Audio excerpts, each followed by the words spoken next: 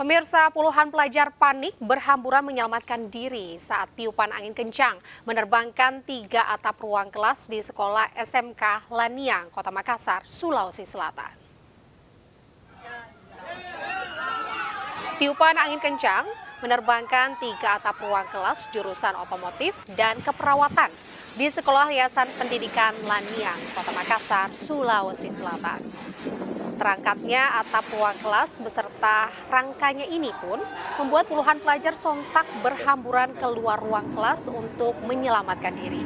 Pihak sekolah menegaskan atap beserta rangka yang terbawa angin merupakan bangunan lama dan rencananya akan direnovasi.